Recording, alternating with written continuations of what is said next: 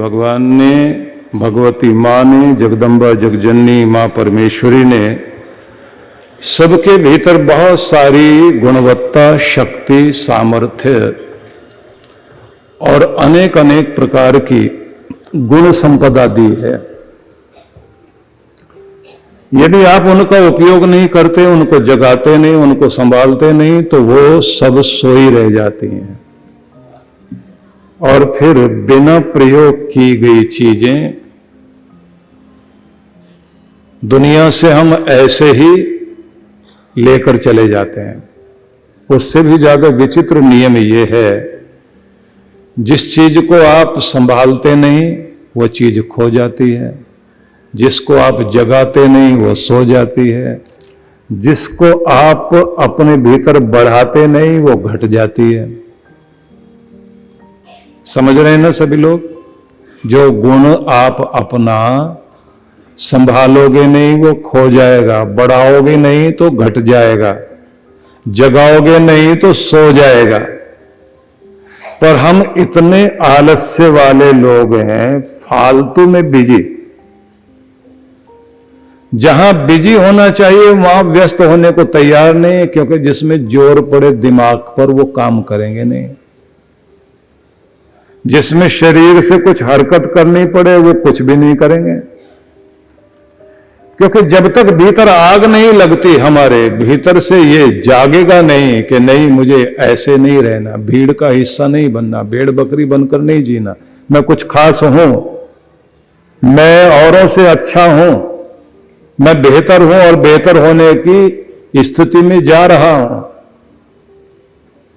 तो भीतर वो जो आग होती है वो आपको बढ़ाती है। तब आप अपना ध्यान रखते हैं, तब शक्ति का जागरण होता है। या देवी सर्वभूतेषु शक्ति रूपेण संस्थिता नमस्तस्यै नमस्तस्यै नमस्तस्यै नमो नमः। कि उसको नमन है जो शक्ति सबके भीतर विराजमान है। या देवी सर्वभूतेषु बुद्धि रूपेण संस्थिता, बुद्धिमत्ता बनकर के जो शक्ति आपके भीतर बैठी हुई है उसको नमन है। दुनिया के बड़े बड़े बुद्धिमान लोगों ने जो भी कुछ किया,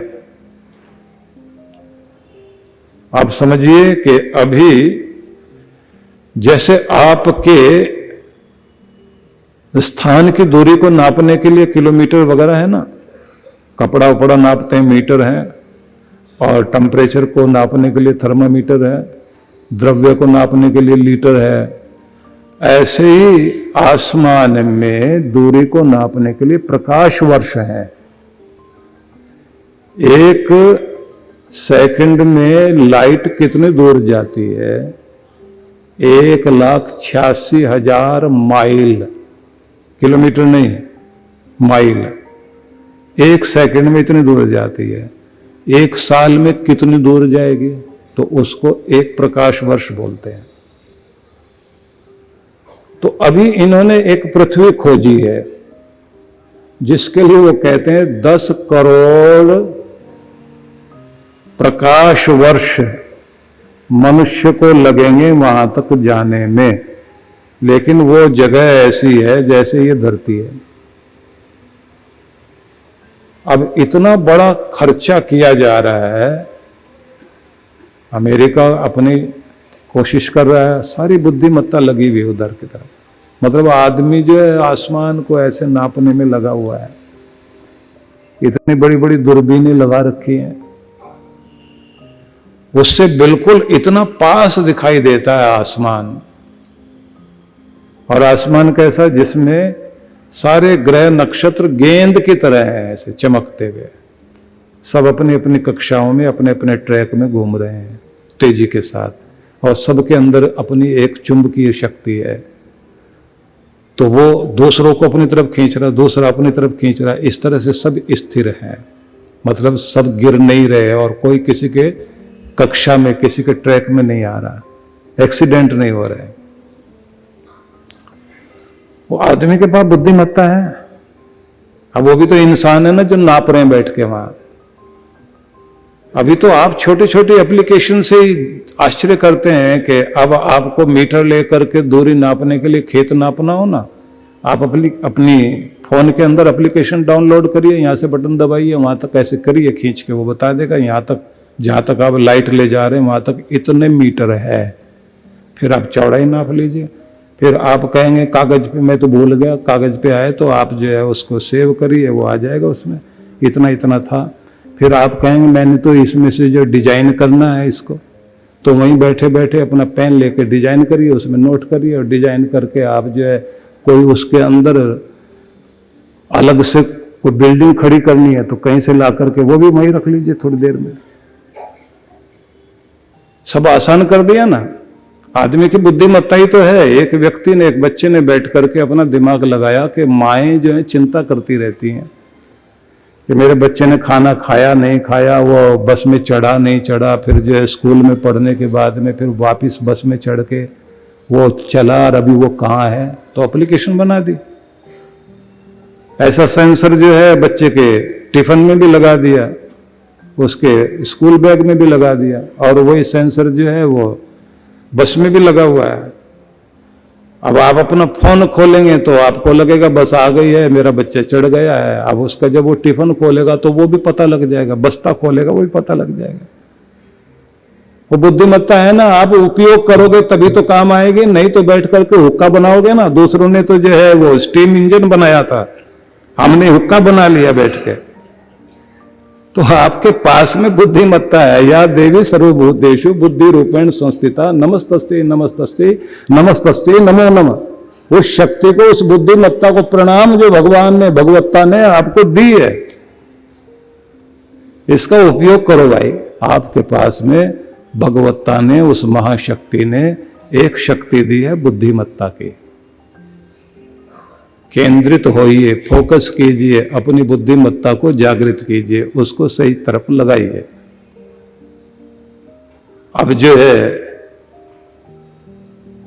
इतनी तरह की चीजें आ गई,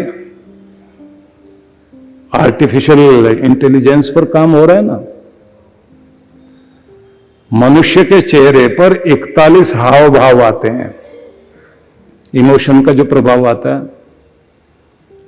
अब इन्होंने जो है ऐसा रोबोट बना के, ऐसे वो लड़के लड़कियां बना के खड़ा कर दी है, वो देखने में लगते हैं बिल्कुल आदमी जैसे ही हैं, उनसे भी ज्यादा अच्छे लगते हैं, वैसे हंसते बोलते भी हैं। पर ये 14 इमोशन ही उसको दे पाए, अभी 41 नहीं दे पाए। वो हैरत से देखे, वैसे आंखें फाड़ के ऐसे किसने क्या कर दिया, फिर हूं करके आवाज निकाले, सब निकाल रहे, बना रहे हैं ये लोग। आदमी तो है ना। ये निवेदन करना चाहता हूं कि अगर आप अपनी बुद्धिमत्ता का ठीक ढंग से उपयोग कर सकते हैं तो दुनिया में राज करेंगे, और अगर आप जो है इनका उपयोग नहीं करेंगे तो माथा पीटने के सिवाय कुछ नहीं करने वाले। आप बस यही कहते रहेंगे पंडित जी महाराज, पतरे वाले के पास जाओगे ना, जरा देख के बताना भाग में लिखा क्या है।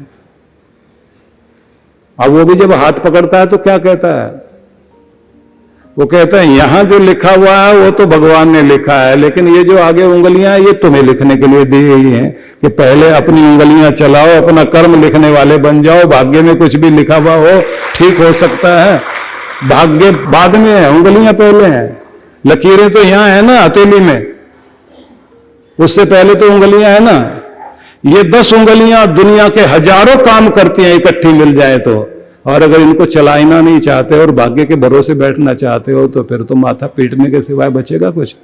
आपके पास में शक्तियां हैं, शक्तियों का उपयोग करोगे तो शक्तियां आपकी बढ़ेंगी, और अगर इनका उपयोग नहीं करोगे ना ये बढ़ेंगी ना ये जागेंगी, और जो चीज़ आप संभालते नहीं वो चीज़ खो जाती है, जिसको आप जगाते नहीं वो सो जाती है, और जिसको आप बढ़ाते नहीं वो चीज़ वहीं की वहीं धीरे धीरे खत्म हो जाती है। यहाँ तक के लोहे के खंबे पर भी अपने आप जंग लगता है, और अपने आप जंग लगने से खराब होते होते एक दिन अपने बोझ को भी नहीं संभाल पाता। तो खुद को जंग लगने मत दीजिए, ये कहना चाहता हूं।